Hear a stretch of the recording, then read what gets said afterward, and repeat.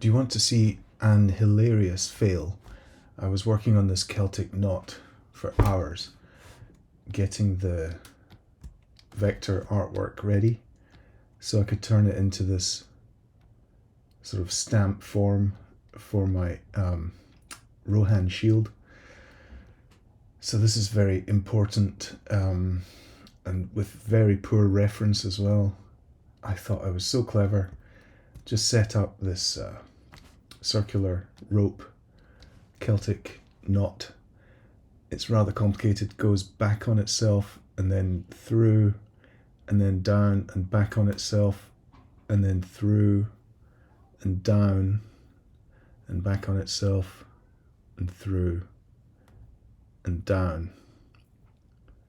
And yeah, I think there's a mistake there. Anyway, very pleased with myself until I realized today that it doesn't fit. It doesn't actually fit the correct ratio of the shield. The ratio of the shield is like this and can't be altered. And so there's a sort of hemisphere in the middle with some horse business on it, horse heads. We'll have to carve that later. But I was working on this and suddenly realized it doesn't fit. So the problem is, inside here is the width of the band. It needs to be narrower at this size.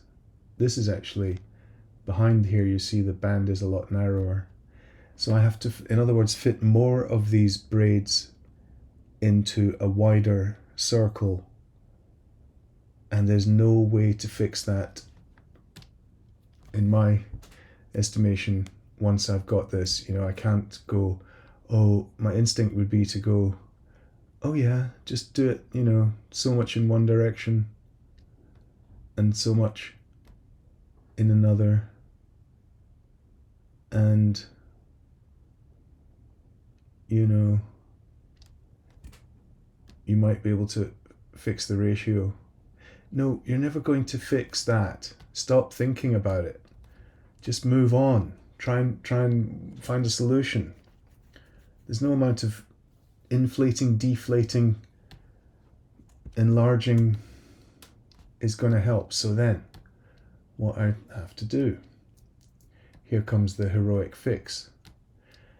All that effort, my first fear was that all the effort with working out the position of this braid was, this knotted thing, was I was going to lose all that work. Of course I'm not going to lose that work. What I'm going to do is set up the correct positions. Okay, so we have three things to consider. There's a very thin line which is carved in, this is all embossed. There's a thin line embossed. Then there's the other thin line on the outside. Then there's the decorative part. So because I spent so many hours wrestling with it yesterday, I do have a better understanding of it now. And it's a repeat, but it's hard to think about the repeat at first.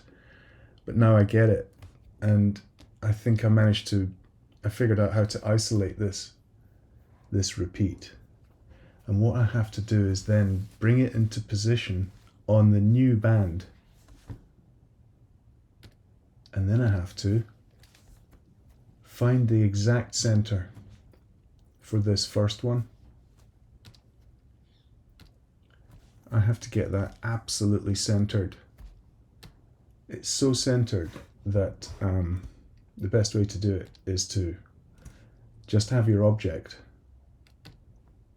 always work in the 0 position and zoom in as far as you possibly can. So I'm zoomed right in on center. I'm happy with that.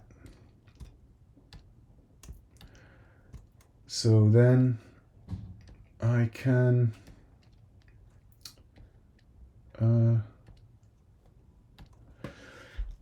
find the right positions and then rotate. I want to rotate my next one along. Now, yes, I know the problem is you can't plan ahead for how you're going to meet, but one usually finds a way to make that look good, or to actually scale it slightly so it does meet. There's an interesting fact about that from the reference. In fact, it seems as if they botched the join in the actual Lord of the Rings. They just botched it, you can see, funnily enough, in the only close reference I could find. You can actually see where they just had to join it and make it look good. Okay, so I've got my first repeat. Now I could stop and adjust them as I go along, or I could try and just batter on and just keep going and fix them after. There's something quite pleasurable about just going ahead. This pivot is so clunky. Let's just I did two there by accident.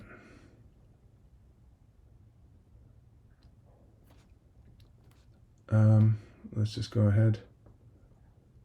So this is a fix. This is a beautiful fix.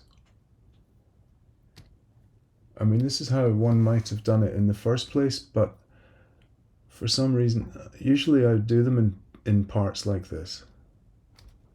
But for some reason, because of this Celtic knot, and I was so concerned about it coming back on itself, that I spent ages doing all that outside of ZBrush. Because I thought I really wanted to have a full circle this time. And, well, that was ill-judged. The way to do this is always with one repeatable part, and then you've got much more control.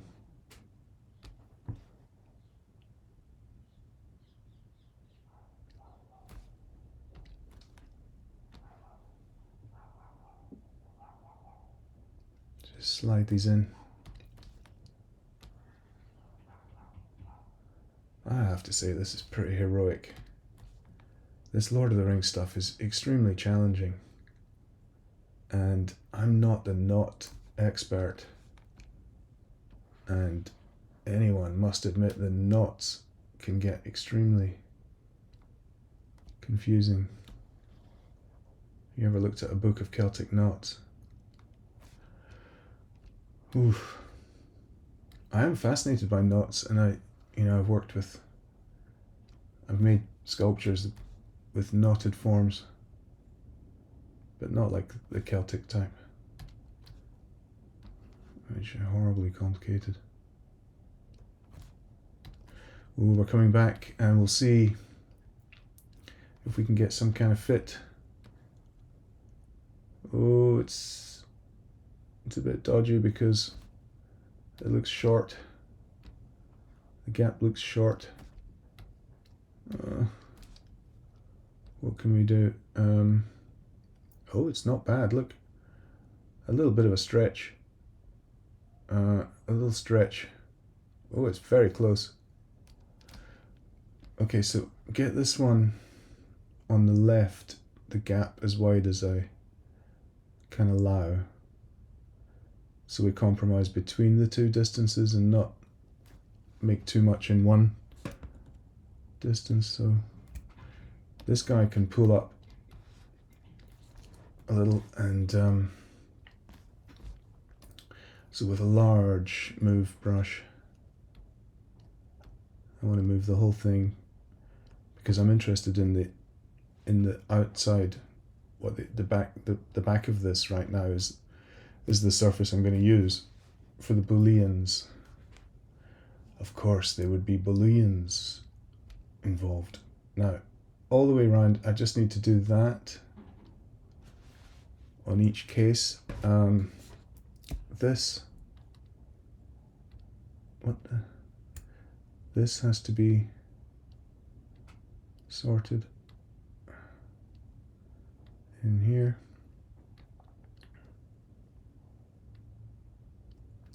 That's pretty nice. I could go in a little tighter.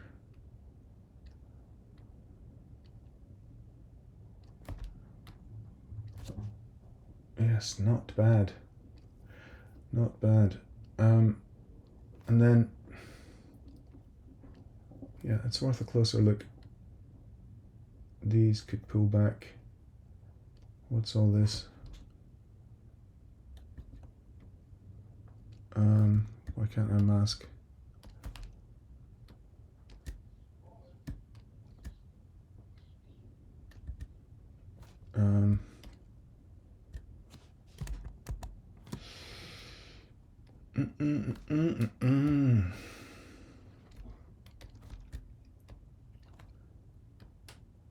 Ugh, this is a bit of a palaver.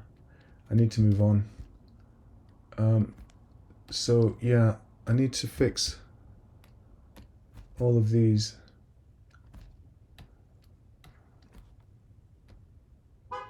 Yeah, but I need to be careful with the curve. Yeah, I'm losing my curve there. This needs to be quite tight. Get in a bit tighter.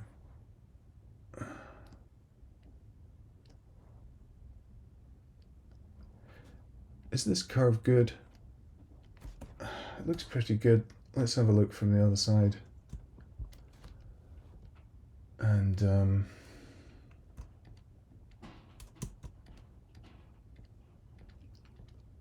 see what we're dealing with. Always need to keep an eye on what I'm doing, because you can work away in one position for ages and not be doing something fruitful. You might be doing something wrong all along. So check the angles. I mean, this is the side, this is my business side. I'm looking for a very fine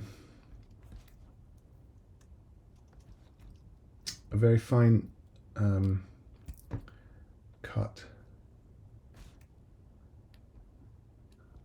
Okay, so I can really see what I've got here.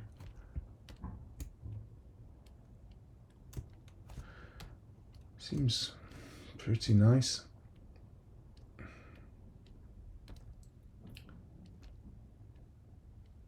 Just needs a little touch around. And I should always do it the same way each time.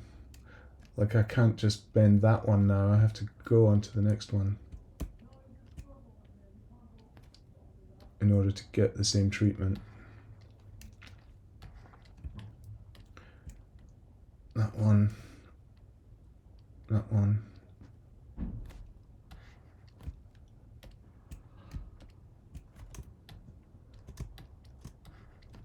That one.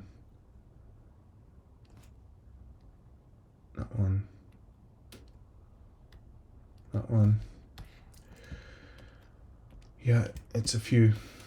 That one. It doesn't look quite flat, but the reason is it's thicker at the back. I'm thicker at the back. I've got this kind of nice thin. I've got a double here. I'm going to delete that.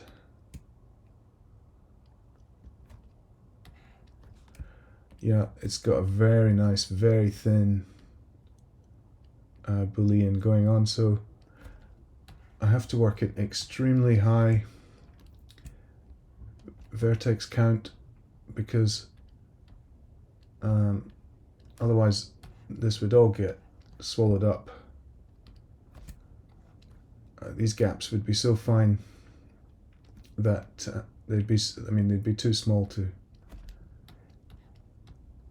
stay alive. They would get swallowed up in the Dynamesh. They'd be automatically closed, and so if I work in the tens of millions, you'd have to work, you can work in tens of millions and then decimate the whole thing at the end. It doesn't have to be forever tens of millions. You need to get it to a printer, so work really high, decimate at the end, and go easy on the decimation. There's no reason why you shouldn't print a file at 2, 3, 4, 500 meg. You bring it into the slicer and it'll go, oh, this is a 500 meg file, what's going on? And you go, yeah. Just slice it, baby. Just slice it. What's going on here? This is where we had this is messy. This is a little messy. Right, what's going on? We've got the join. The notorious join. Yeah, I need to look at it. It's a bit wild. I've got very different. I'll be tempted to cut some of that away. I think I'll have to cut that away. I can deal with it here. This is quite good, but this thing's wild. I'm going to cut it out and delete the hidden.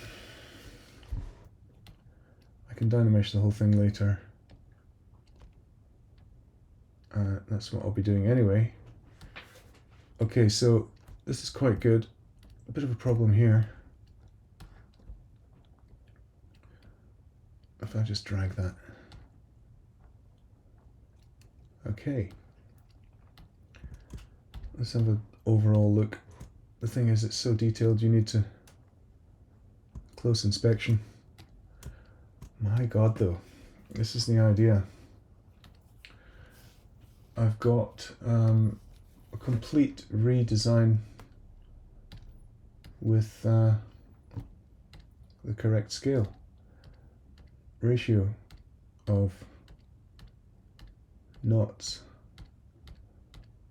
I've got many more than I had last night. Okay, so if I join all these bits together, I've got 8.5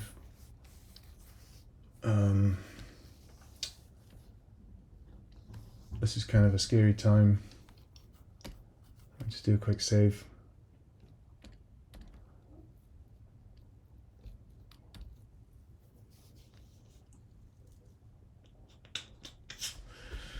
Because things can go wrong. What am I going to do? Let's try around 2000. What? Oh, that wasn't very exciting. Okay, we might have to change scale here. The scale of everything is too small. Oh no, 0.6.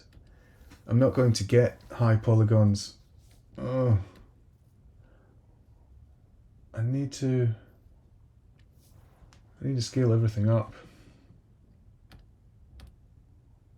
Just going to do a transpose master on that. Scale everything up and see what we can achieve. So if I go for like 20, we should have lots to play with. Extract my subtools. I hope to God we get a good Dynamesh.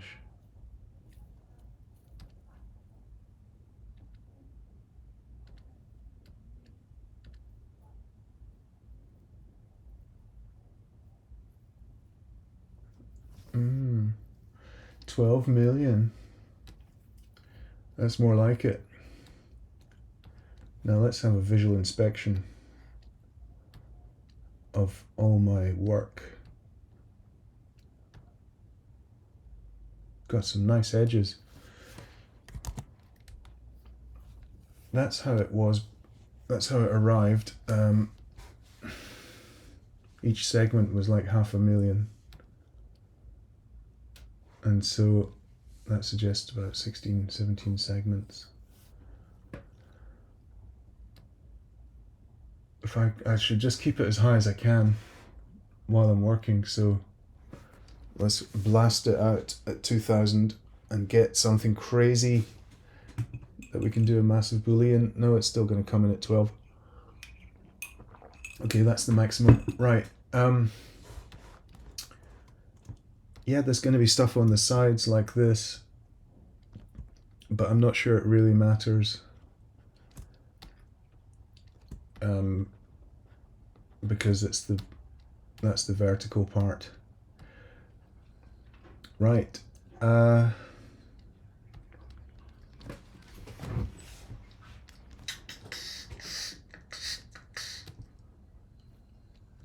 Shall we try it?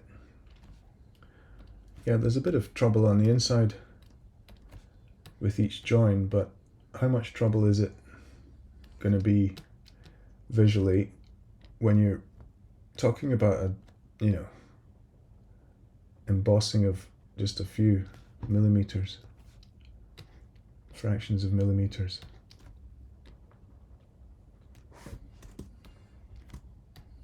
I don't think I'm going to worry about that. I'd be surprised if it's a big issue. Right, where's my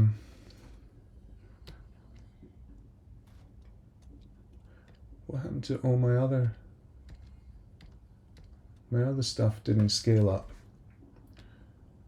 What? That's very odd. I did it in a T-mesh.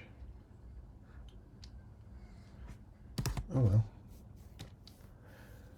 Let's just bring them along with a merge.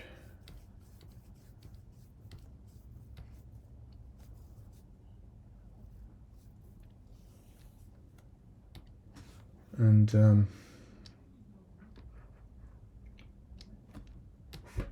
do it that way.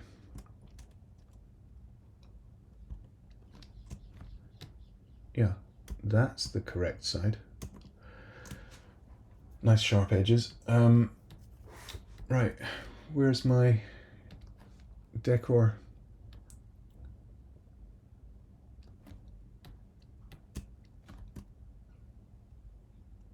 And these things. I need these things. They were sort of guides for yeah, they're like guides for my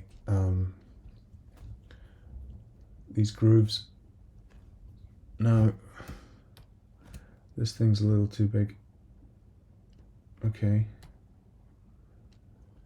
That's about right. It has to be super accurate. It's not about right.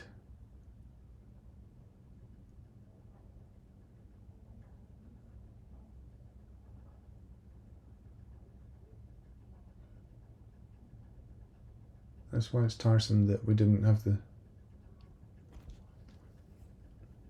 same scaling as the rest of it. Okay, should we just have a quick try for fun? So maybe a bit of transparent. I can see that I've got a little depth there.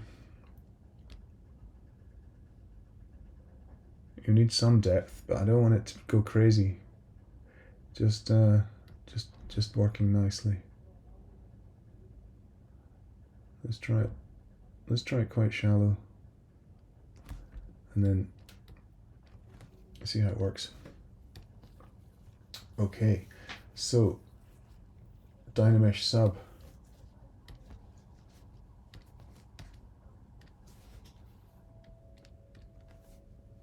This thing, split it up.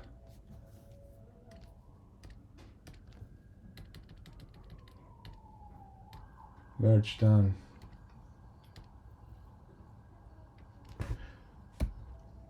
And Dynamesh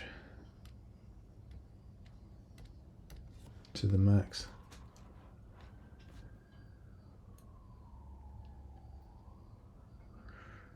Fingers crossed. Oh, yes. Oh, God. It looks like the shield. Oh, oh, I did it. I did it.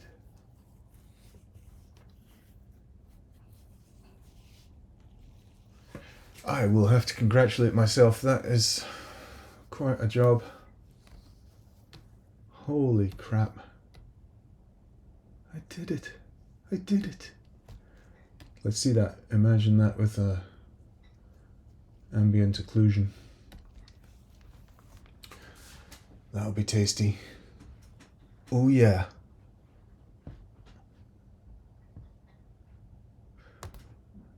That's quite the result. I'm very pleased. So a bit of a disaster on the way, but got there in the end. Learned a lesson, maybe stick with repeatable chunks for this type of work and don't go too ambitious. Always remember with circular forms, those ratios cannot be altered once you're committed, and try to remember that. Let's see. So this part is 8 million. Oh, the trick is retaining it throughout, because this is going to have to join on to other surfaces. But here we are. Nice. Nice. I like.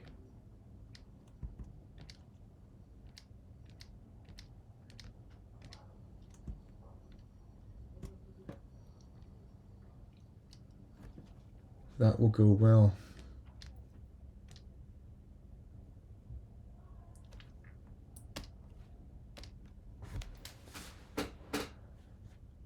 Oh yeah. All right. Bye-bye.